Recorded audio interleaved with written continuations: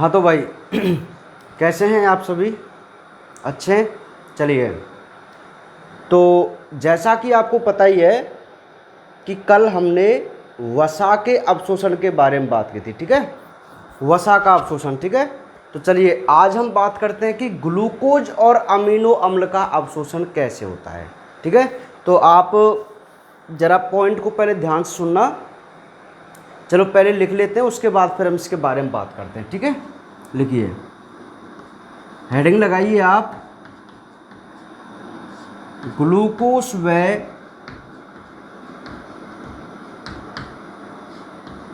Amino अम्ल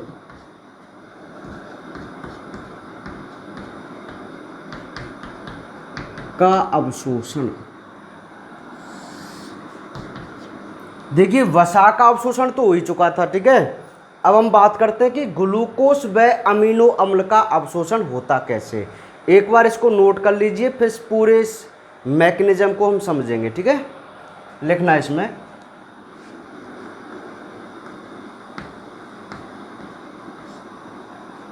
इनका अवशोषण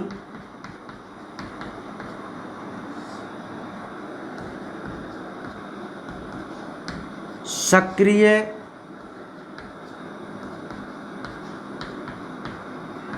अभिगमन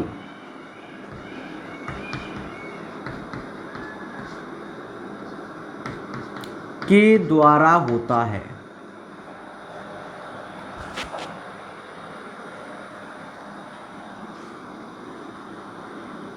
के द्वारा होता है। नेक्स्ट पॉइंट, इसमें सर्वप्रथम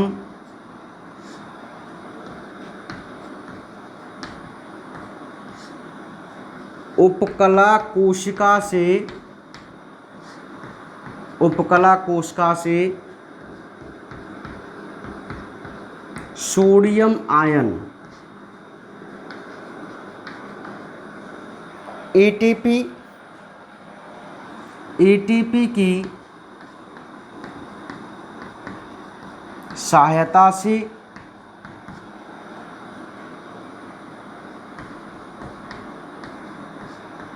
बाहर निकलकर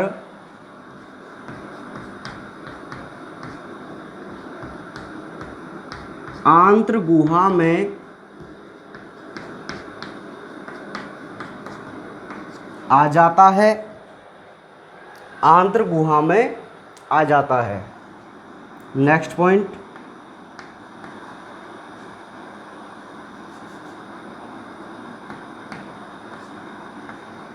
इस कारण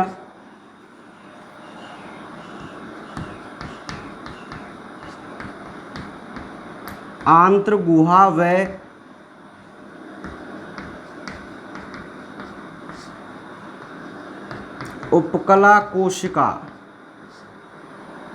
उपकला कोशिका में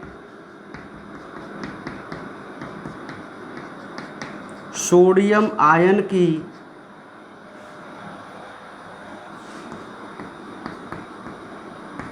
सांद्रता में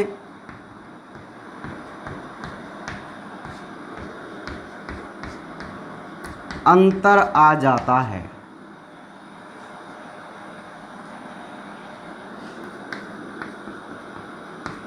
सोडियम आयन वापस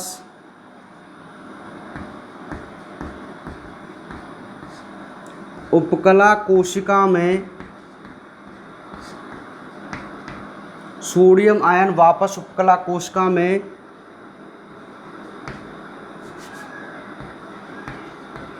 किसी वाहक प्रोटीन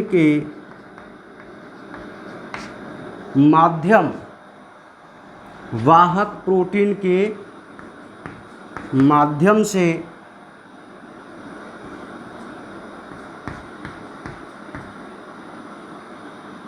जा सकता है। अतः वाहक प्रोटीन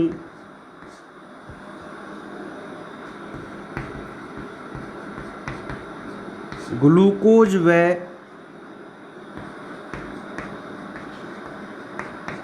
अमीनो अम्ल से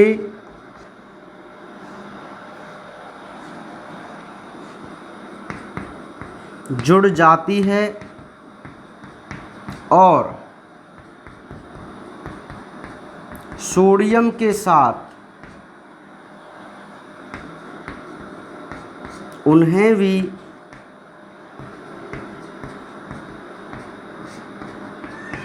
उपकला कोशिका में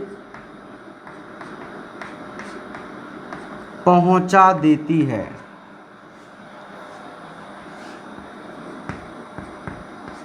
जहां से ग्लूकोज व अमीनो अम्ल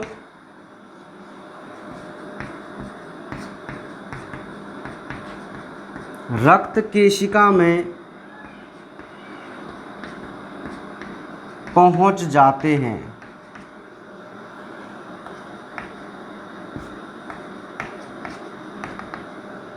अतः से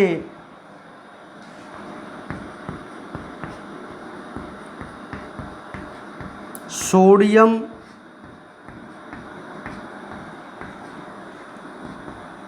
सह अभिगमन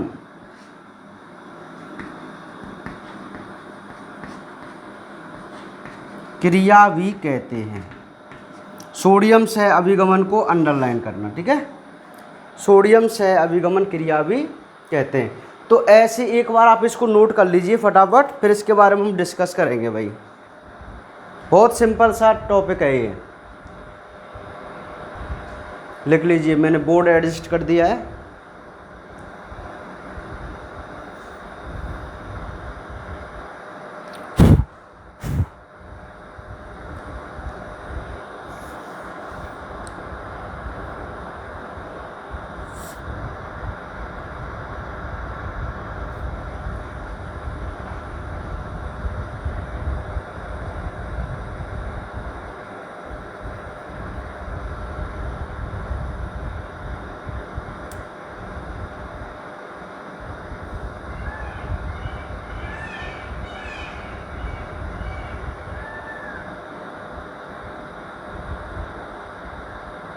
लिख लिया होगा सभी ने, लिख लीजिए फटाफट।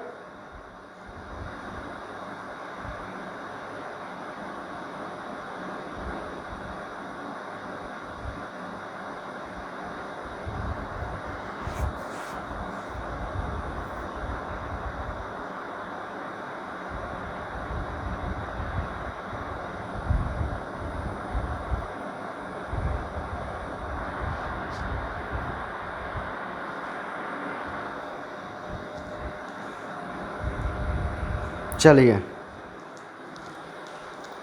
स्क्रीनशॉट ले लेना इसका ना।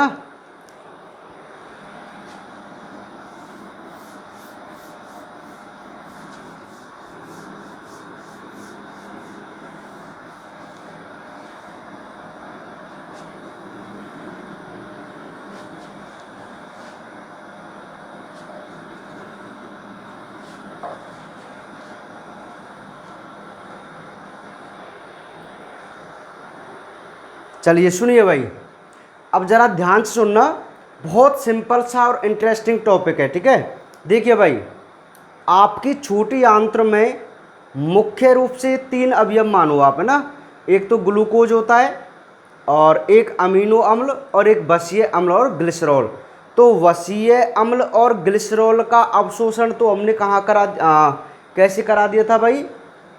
कल हमने बात की थी ना उसके बारे में, कि वसा का जो अवशोषण होता है वो लसिका वाहिका के माध्यम से होता है, ठीक है। और वो होता है निष्क्रिय अभिगमन। अब मैं आपको बता दूंगा निष्क्रिय अभिगमन और सक्रिय अभिगमन में क्या डिफरेंट होता है, ठीक है। सुनिए, तो वसा का जब अवशोषण हमने देख लिया था, तो आज हम देखेंगे कि आखिर जो ग्लूकोज और अमीनो अम्ल है इनका अवशोषण कैसे होता है हमारी छोटी आंत्र में, सुनिए। हालांकि आपके सिलेबस का ये पार्ट नहीं है, एनसीईआरटी आपके सिलेबस में इसके बारे में जिक्र नहीं है पूरी मैकेनिज्म का, लेकिन फिर भी आपको नीट की दृष्टि से इसको समझना है, ठीक है। तो एक पॉइंट तो आपको याद रखना ही है कि ग्लूकोज व अमीनो अम्ल का अवशोषण एक तो सोडियम सह अभिगमन क्रिया के माध्यम से और एक आप कह सकते हैं सक्रिय अभिगमन क्रिया से होता है ना, समझेंगे इनको, सुनिए। तो होता क्या है, मैं आपके सामने एक डायग्राम ड्रॉ करूं तो सुनिए भाई, आप डायग्राम के बारे में भली भांति जानते हैं, सुनना जरा ध्यान से। सपोज कीजिए ये है, ध्यान से सुनना भाई, देखिए ये होती है उपकला कोशिका, ये वही उपकला कोशिका है जिसके बारे में कल चर्चा चल रही थी और नीट में एक क्वेश्चन आया था यहाँ से, कल मैं आपको बता रहा था, ठीक है। उपकला कोशिका, ये उपकला कोशिका है। जब ये उपकला कोशिका है तो ये कौन होते हैं, आप बोलेंगे सर ये तो सूक्ष्मांकुर हैं, कल हमने इनके बारे में बात की थी। ऐसे होते हैं ना सूक्ष्मांकुर, और ये कौन मान लीजिए आपने, उपकला कोशिका। और आपको पता है उपकला कोशिका की जस्ट बैक साइड में कौन होती है, आप यहाँ पे सपोज कीजिए ये मैंने ब्लड वेसल्स बना दिए, ठीक है। ऐसे भी बना सकता हूँ इसको। अब ये आपका पूरा रसांकुर वाला सा पार्ट है, समझ रहे होंगे आप, है ना। इसको मैं अब रक्त वाहिका मान लेता हूँ भाई, क्या मान लेता हूँ, रक्त वाहिका। क्योंकि कल भी मैं आपको बता चुका था कि वसा का अवशोषण तो होता है लसिका वाहिका से, लसिका वाहिनी जिसको आप लैक्टियल डक्ट भी कहते हैं, लेकिन ग्लूकोज और अमीनो अम्ल का जो अवशोषण होता है, ग्लूकोज और अमीनो अम्ल का जो अवशोषण होता है ना, वो रक्त वाहिका के माध्यम से होता है ना, ये शायद मैं आपको कल बता चुका था। तो सुनिए, मैं डायग्राम को ऐसे भी बना सकता हूँ, वैसे तो ये डायग्राम कैसे आपको पता है ना। अब इस प्रकार पूरा पोर्शन है ऐसे ऐसे, और यहाँ बीच में कौन होगी, लसिका वाहिका, और साइडों में कौन होंगी, ब्लड वेसल्स। लेकिन हमें केवल ब्लड वेसल्स से मतलब है, तो मैं यहाँ पे ब्लड वेसल्स बना दिए, समझ जाएंगे आप, ठीक है। तो ये आपको डायग्राम दिखाई दे रहा है, ये किसका डायग्राम है, ये तो है उपकला कोशिका, और ये इसके ऊपर कौन है भाई, सूक्ष्मांकुर, जो ब्रुश बॉर्डर बनाते हैं और अवशोषण में मदद करते हैं। अब सुनिए, जब ये ब्रुश बॉर्डर या सूक्ष्मांकुर है तो एक बात मुझे बताओ, क्या ये यहाँ तक आंत्र कैविटी नहीं होगी, ये कैविटी नहीं होगी क्या। मैंने कल आपको एक डायग्राम बताया था ना, ऐसे सपोज कीजिए ये आपकी इंटेस्टाइन है, आंत्र है, तो आपके ये जो रसांकुर हैं ऐसे प्रेजेंट होते हैं, ऐसे प्रेजेंट होते हैं रसांकुर, समझ रहे हैं आप। अब देखो, जब यहाँ पे ये रसांकुर ऐसे प्रेजेंट है तो इस पर ये सूक्ष्मांकुर ऐसे होंगे, तो यहाँ पर ये कैविटी नहीं बन रही क्या, ये गुहा नहीं बन रही, गुहा, तो मैं इसको आंत्र गुहा या इंटेस्टाइनल कैविटी बोल सकता हूँ। तो देखिए, अब सपोज कीजिए इस डायग्राम को मैंने ऐसे बनाया, तो इधर वाला जो पार्ट है सूक्ष्मांकुर के इधर वाला आप इसको क्या कह सकते हैं, आप इसको बोल सकते हैं आंत्र गुहा। तो ये जो खुला स्थान आपको दिख रहा है ना, इसको मैं कह सकता हूँ कि भाई ये है आंत्र गुहा। इतनी बात समझ में आ गई। चलिए, तो अब हम बात करते हैं कि आखिर हमारे ग्लूकोज व अमीनो अम्ल का अवशोषण हुआ कैसे। अब सुनिए, अब आपके यहाँ पे जो आंत्र गुहा होती है उसमें ग्लूकोज और अमीनो अम्ल पड़े रहते हैं, बोलो। मैंने दोनों को अलग अलग बना दिया है, पूरा राउंड तो बनाया है। सपोज कीजिए ग्लूकोज है और थोड़ा ऐसा सिकुड़ा सा है, उसको मैं बोल सकता हूँ ये अमीनो अम्ल है। बोलिए, ग्लूकोज और अमीनो अम्ल आपकी आंत्र गुहा में पड़े रहेंगे या नहीं पड़े रहेंगे, बताओ मुझे। पड़े रहेंगे ना आंत्र गुहा में। अरे ये तो आंत्र गुहा में ही तो पाए जाएंगे भाई, क्योंकि कंप्लीट पाचन यहीं पे हुआ है। तो ग्लूकोज और अमीनो अम्ल आपकी आंत्र गुहा में पाए जाते हैं, जहाँ इंटेस्टाइन की जो कैविटी सी होती है। अब सुनिए होता क्या है, अब बहुत इंपॉर्टेंट मैकेनिज्म सुनिए। जो उपकला कोशिका होती है इसमें आयंस होते हैं जिनको हम बोलते हैं सोडियम आयन। क्या बोलते हैं, सोडियम आयन। तो देखिए, सोडियम आयन किसके अंदर प्रेजेंट है, उपकला कोशिका के अंदर। तो होता क्या है कि कुछ सोडियम आयन इस उपकला कोशिका से बाहर निकलकर कहाँ आ जाते हैं? आंत्र कैविटी में आ जाते हैं। कहाँ आ जाते हैं बोलो?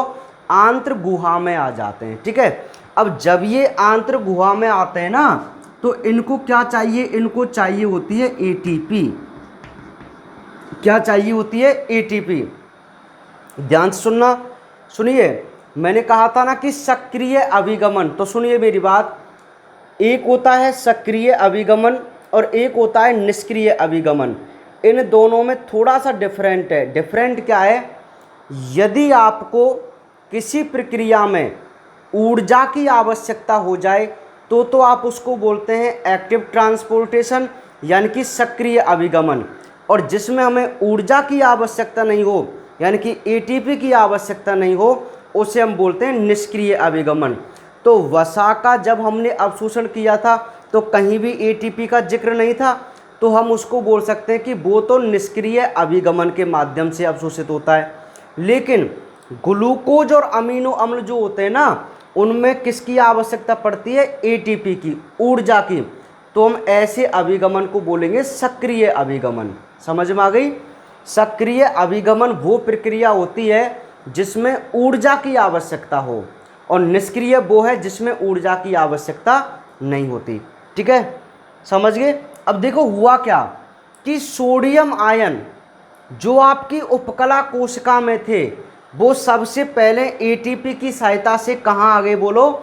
आंत्र गुहा में आ गए। अब जरा ध्यान सुनना, अब एक बात बताओ, सोडियम आयन जब उपकला कोशिका से निकलकर आंत्र गुहा में आ जाएंगे, तो बताइए यहाँ पे तो सोडियम आयन की क्या हो जाएगी? कमी हो जाएगी उपकला कोशिका में, और आंत्र गुहा में इनकी क्या हो जाएगी? अधिकता हो जाएगी। सुनना, तो इनकी कंसंट्रेशन में अंतर नहीं आएगा क्या? सांद्रता में अंतर नहीं आएगा क्या? सांद्रता आपने पढ़ी है, मतलब विलयन होता है, या जो कोई सॉल्यूशन होता है ना, उसमें जो विलायक अणु वगैरह होते हैं तो वो सांद्रता डेवलप करते से, नहीं पढ़ा? केमिस्ट्री में पढ़ेंगे आप, है ना? सुनिए, तो कहने का मतलब क्या है कि जब सोडियम आयन इस उपकला कोशिका से निकलकर कहाँ पहुँच जाएं? आंत्र गुहा में, तो तुम तो सिंपल तरीका से सोचो कि यहाँ पे कमी होगी कि नहीं होगी? सोडियम आयन की होगी ना, बिल्कुल। तो इनकी सांद्रता में अंतर आ जाएगा। सांद्रता में अंतर का मतलब कि यहाँ तो सोडियम आयन कम और यहाँ सोडियम आयन कैसे हो जाएंगे? ज़्यादा। तो उपकला कोशिका को ना वापस इस सोडियम आयन की आवश्यकता पड़ती। जरा ध्यान से सुनना, अब कंसेप्ट है, क्या कहा मैंने कि सबसे पहले जो सोडियम आयन होते हैं वो इस उपकला कोशिका से निकलकर कहाँ चले जाते हैं? आंत्र गुहा में। ठीक है, तो एक बात मुझे बताओ, यहाँ पे सोडियम आयन ज़्यादा और यहाँ पे सोडियम आयन कम, तो इनकी सांद्रता में क्या हो जाता है? अंतर हो जाता है। और हमेशा एक सिस्टम होता है अभिगमन का कि उच्च सांद्रता से निम्न सांद्रता की तरफ जो अणु होते हैं उनका क्या होता है? परिवहन होता है। तो उच्च सांद्रता, उच्च का मतलब आप यूँ मानो को ज़्यादा संख्या किधर है? आंत्र गुहा में, और कम संख्या किधर है? अब सोडियम की इधर। तो इधर तो हाई कंसंट्रेशन या उच्च सांद्रता है, और इधर कैसी है? निम्न सांद्रता। तो सोडियम आयन को वापस कहाँ जाना पड़ेगा? उपकला कोशिका में। निकल तो गया वो बाहर, लेकिन यहाँ पर ज़्यादा कमी हो गई, तो ये सोडियम आयन की वापस ज़रूरत पड़ती है किसको? उपकला कोशिका को। अब ये कहता है यार सोडियम आयन तू ना मेरे पास वापस आ जा। कौन? उपकला कोशिका कहती है, क्योंकि इससे निकल गया ना सोडियम आयन। तो सोडियम आयन क्या कहता है? यार उपकला कोशिका, मैं आ तो जाऊं तेरे पास वापस, लेकिन मेरे साथ एक समस्या है कि मैं अकेला नहीं आ सकता। ध्यान सुनना, सोडियम आयन उपकला कोशिका से कहाँ पहुंच चुका है? आंत्र गुहा में।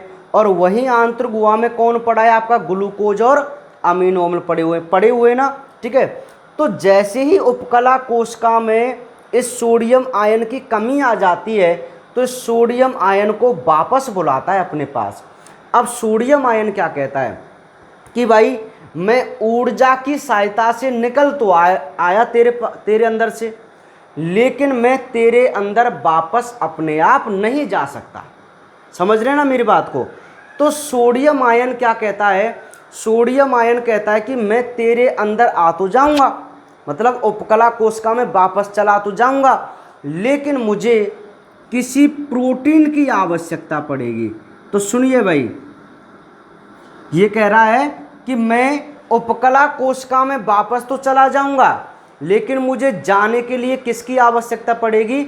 एक प्रोटीन की आवश्यकता पड़ेगी, एक वाहक। देखो, वाहक बोलते हैं जो ले जाने वाला होता है, और वाहक प्रोटीन का मतलब ऐसी प्रोटीन जो किसी को साथ ले जाए। समझ गए? तो सोडियम आयन वाहक प्रोटीन से क्या कर लेता है? दोस्ती कर लेता है। ये वाहक प्रोटीन है, ये इससे दोस्ती कर लेता है और कहता है यार वाहक प्रोटीन तू ना मेरे से दोस्ती कर ले, और मैं और तू वापस कहाँ चल रहे हैं? उपकला कोशिका में, या मुझे कहाँ पहुँचा दे तू? उपकला कोशिका में। ठीक है? तो वाहक प्रोटीन ने इसकी सहायता की सोडियम की, लेकिन वाहक प्रोटीन के दो दोस्त और होते हैं। वाहक प्रोटीन सोचती है यार सोडियम मैं तुझे उपकला कोशिका में ले जा रहा हूँ ना, यार ऐसा करूँ ना, मेरे दो साथी और हैं। अब वो साथी कौन है इस वाहक प्रोटीन के? वो हैं आपके ग्लूकोज और अमीनो अम्ल। ठीक है? तो ये वाहक प्रोटीन क्या करती है? ये ग्लूकोज और अमीनो अम्ल को अलग अलग प्रकार से ना, जैसे मान लीजिए इस ग्लूकोज को बांध लेगी, इसे ग्लूकोज से बोलेगी यार ग्लूकोज चल मैं तुझे घुमा लाता हूँ उपकला कोशिका में। ठीक है? तो ये वाहक प्रोटीन इस ग्लूकोज के अणु से जुड़ जाती है, और फिर ये सोडियम के साथ मिलकर वापस कहाँ आ जाएगी? बोलो। अब मैं यहाँ पे बना देता हूँ, सुनिए। ये तो है वाहक प्रोटीन, ठीक है, और ये सपोज कीजिए ये है ग्लूकोज और ये है सोडियम आयन। ठीक है? ऐसे इन तीनों का एक ग्रुप बन जाएगा। समझ रहे? ऐसे एक ग्रुप आप बना दीजिए, किसका? बोलो, अमीनो अम्ल का। ये हुआ आपकी वाहक प्रोटीन, ये हुआ आपका सोडियम, और ये हुआ कौन? अमीनो अम्ल। समझ रहे ना भाई? सोडियम को वापस कहाँ आना है? उपकला कोशिका में। तो सोडियम अकेला नहीं आ सकता, इसने किसकी हेल्प ली? वाहक प्रोटीन की। अब वाहक प्रोटीन के दो दोस्त होते हैं, एक ग्लूकोज और एक अमीनो अम्ल। तो जैसे ही सोडियम आयन को वो लेके आता है ना वाहक प्रोटीन, ये ग्लूकोज और अमीनो अम्ल को भी साथ ले आता है, और इनको कहाँ पहुँचा देता है? बोलो, इनको पहुँचा देता है कहाँ पे? उपकला कोशिका में। कहाँ पहुँचा देगा? बोलो, उपकला कोशिका में। और किसको ले आएगा? सोडियम आयन को। किसको ले आएगा? बोलो, सोडियम आयन को। बताओ मुझे। अरे ये वाहक प्रोटीन इस सोडियम और ग्लूकोज अमीनो अम्ल को वापस उपकला कोशिका में लेके आ रहा है, नहीं लेके आ रहा? उपकला कोशिका में आ गया ना, तो यही तो हमारा अवशोषण है। अरे अभी ये छोटी आंत्र में पड़े हुए थे आपके ग्लूकोज और अमीनो अम्ल, लेकिन वाहक प्रोटीन इनको डायरेक्ट कहाँ ले आया? उपकला कोशिका में। और उपकला कोशिका से ये वापस कहाँ पहुँच? हाँ, उपकला कोशिका से ये कहाँ निकल जाएंगे भाई? रक्त वाहिका में। कहाँ चले जाएंगे? रक्त वाहिका में। और मैंने क्या कहा था?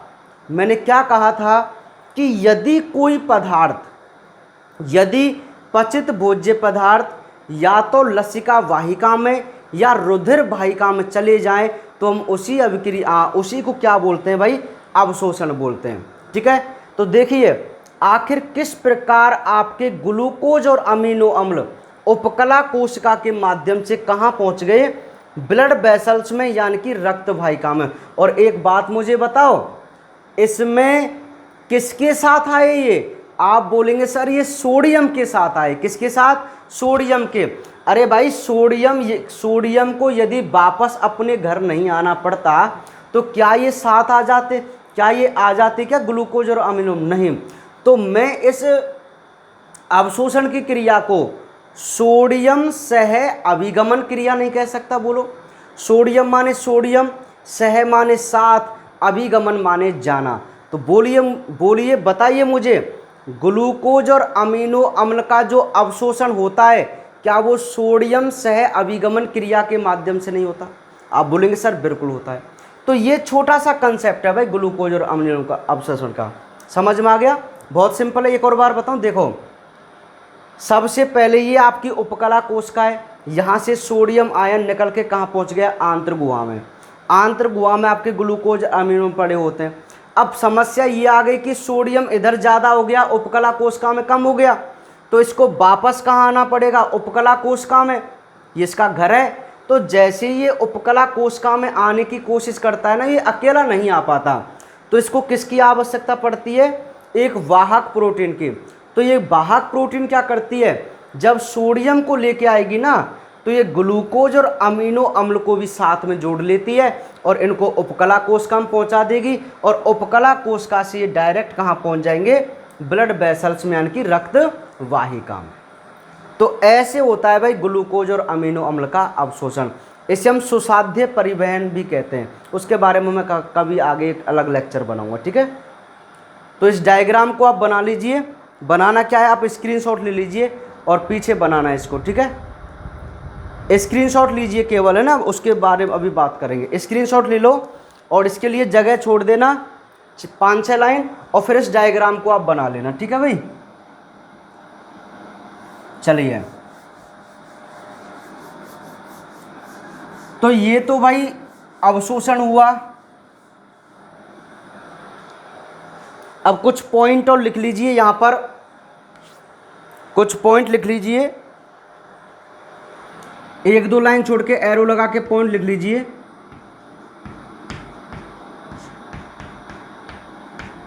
मुख गुहा में जीव की सतह के नीचे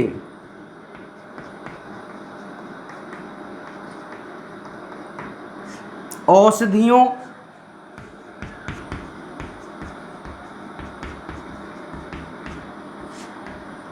का अवशोषण होता है।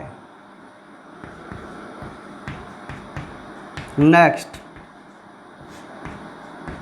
आमाशय में अल्कोहल व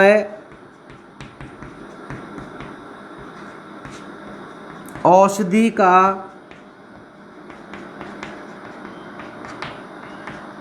अवशोषण होता है। लिख लीजिए इन पॉइंटों को ना, एनसीईआरटी बुक के पॉइंट है ये।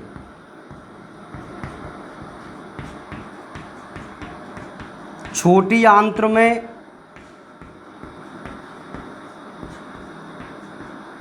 बसीय अम्ल, ग्लिसरॉल, ग्लूकोज, फ्रक्टोस,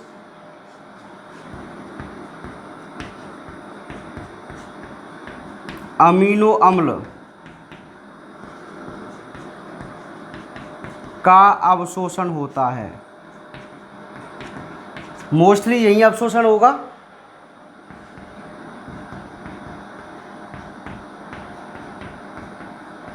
बड़ी आंत्र में जल व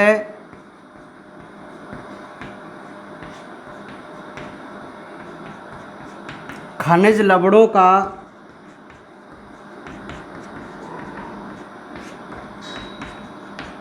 अवशोषण होता है। ये पॉइंट नोट कर लीजिए, और ये अवशोषण की प्रक्रिया कंप्लीट।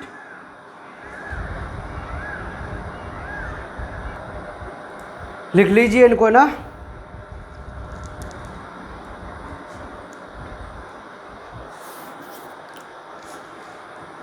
अवशोषण की प्रक्रिया है ना, मतलब एनसीईआरटी बुक में लिखा हुआ है कि भाई किस पार्ट में किस किस चीज़ का अवशोषण होता है, तो यहाँ से नीट में क्वेश्चन बनने की संभावना हो जाती है, ठीक है। तो आप ऐसे इसको लिख लीजिए, चारों पॉइंटों को।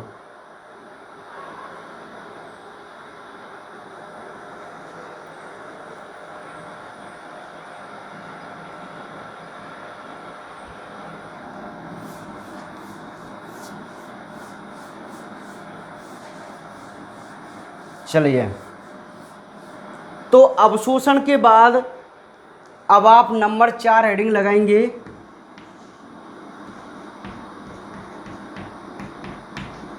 स्वांगीकरण, जिसको आप असिमिलेशन बोलते हैं ना, असिमिलेशन।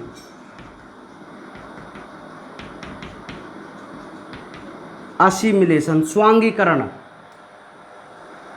5 स्टेप में बताया था ना मैंने आपको, कंप्लीट भोजन का पाचन, तो उसमें से 3 हो गए, ये चौथा है।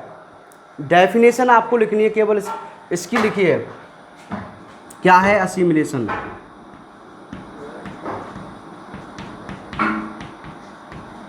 अवशोषित पदार्थों का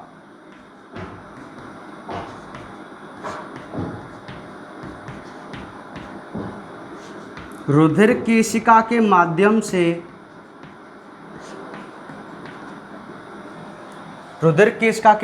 से किसी कोशिका का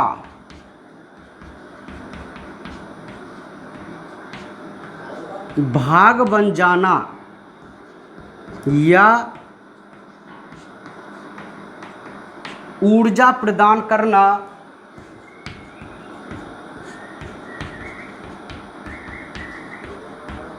स्वांगीकरण कहलाता है। स्वांगीकरण कहलाता है। पांचवा है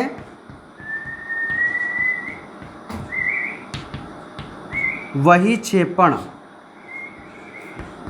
जिसको कहते हैं इजेशन। ठीक है, वही क्षेपण इजेशन, जो कि 5वां पॉइंट है, लिखिए।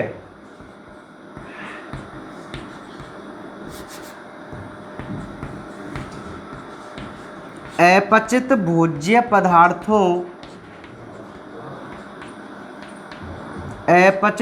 पदार्थों को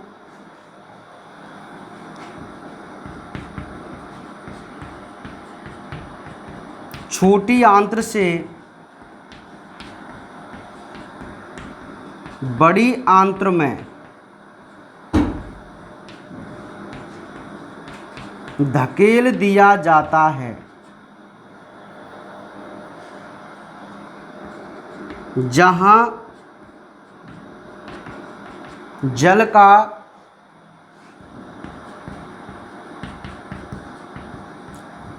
अवशोषण होता है और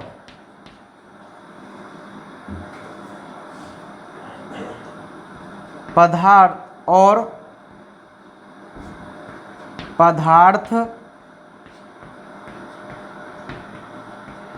अर्धठोस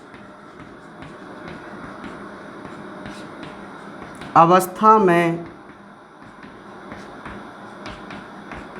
बदल जाता है, जिसे मल कहते हैं। मल को आप इंग्लिश में फीसेज या स्टूल बोलते हैं। ठीक है, मल कहते हैं। नोट करते जाओ फटाफट है।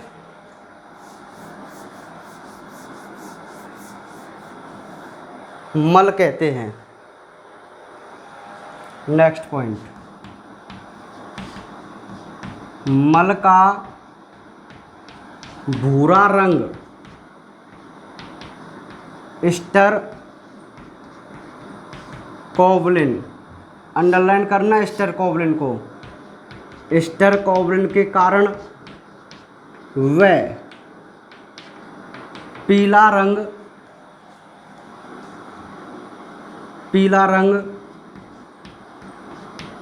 पित्त वर्णक के कारण होता है। पित्त वर्णक में आप लिख सकते हैं बिलिरूबिन, ब्रैकेट में बिलिरूबिन। ये मैं आपको पहले भी बता चुका हूँ, नीट में भी आया हुआ क्वेश्चन है। बिलिरूबिन के पीला रंग बिलिरूबिन के कारण होता है। ठीक है, इसमें गंध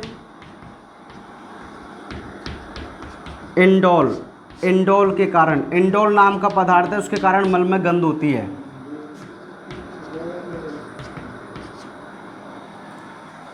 चलिए लिख लीजिए भाई। तो ये आपका जो भोजन के पाचन के 5 स्टेप है ना, वो कंप्लीट है भाई। कल अपना ये चैप्टर बिल्कुल कंप्लीट हो जाएगा। कल हम एक तो विटामिन और कुछ डिजीज जो है उनके बारे में डिस्कस करेंगे ना। विटामिन की टेबल देखेंगे बना के, कर लिए होंगे सभी नोट।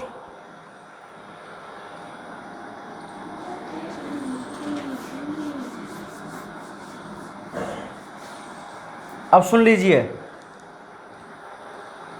देखो अवशोषण तो हो ही गया। अब हम बात करते हैं कि ये असिमिलेशन यानी कि स्वांगीकरण क्या है। बहुत ज़रा सिंपल तरीके से आप सुनिए। सपोज कीजिए ये ब्लड वेसल्स है और मान लीजिए यहाँ पे आपका ग्लूकोज पहुँच चुका है। ब्लड वेसल्स में जाता है ना ग्लूकोज। तो मैंने क्या कहा था कि अवशोषित भोज्य पदार्थ, अरे ये ग्लूकोज जब रक्त केशिका में पहुँच जाएगा तो आप इसको अवशोषित पदार्थ नहीं बोलेंगे क्या? बोलेंगे बिल्कुल। तो अवशोषित भोज्य पदार्थों का रुधिर केशिका के माध्यम से, ये ब्लड वेसल्स है, इसको मैं रुधिर ब्लड कैपिलरी भी बोल सकता हूँ क्योंकि ये स्मॉल वेसल्स होती है ना। तो रुधिर केशिका के माध्यम से कहाँ पे जाते हैं बोलो? मैंने कहा था ना आपकी हर कोशिका के अंदर ब्लड वेसल्स जाती है, हर कोशिका के अंदर। तो आपके ग्लूकोज का मेन काम क्या है? इसको कहाँ जाना चाहिए? आप बोलेंगे सर इसको ना कोशिका के माइटोकॉन्ड्रिया के पास जाना चाहिए, क्योंकि माइटोकॉन्ड्रिया के पास जब ग्लूकोज जाता है तो ये ऑक्सीजन की हेल्प से आपके लिए क्या बनाएगा? एनर्जी प्रोड्यूस करेगा, एटीपी प्रोवाइड करेगा। यही तो मैंने आपको बताया था। तो सुनिए क्या डेफिनेशन बनती है कि पचित भोज्य या अवशोषित भोज्य पदार्थों का रुधिर केशिका के माध्यम से किसी कोशिका का भाग बन जाना।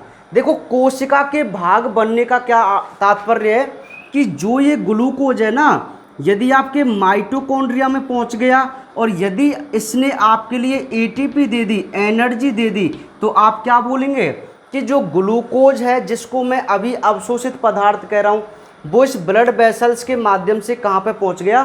कोशिका में। तो ये कोशिका का एक अंग बन गया ना, कौन? ग्लूकोज।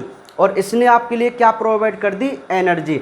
अरे सिंपल सी बात बताऊं, जो भी अवशोषित किए गए पदार्थ है ना, यदि आपकी बॉडी में कार्य करने लग जाएं, सुनिए देखो यदि आपके पचित पदार्थ ब्लड वेसल्स में पहुंच गए तो आप इसको अवशोषण बोलेंगे, और यदि ब्लड वेसल से आपकी कोशिका तक पहुंच गए आप इसको स्वांगीकरण बोलेंगे। वेरी सिंपल, ठीक है। तो ये होता है स्वांगीकरण।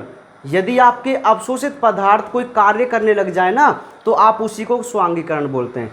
फिर लास्ट में क्या होता है कि ऐसा भोजन जिसका डाइजेशन नहीं हुआ है आपकी छोटी आंत्र में, जिसको आप अपचित भोजन बोलेंगे, वो धकेल दिया जाता है कहाँ? बड़ी आंत्र में।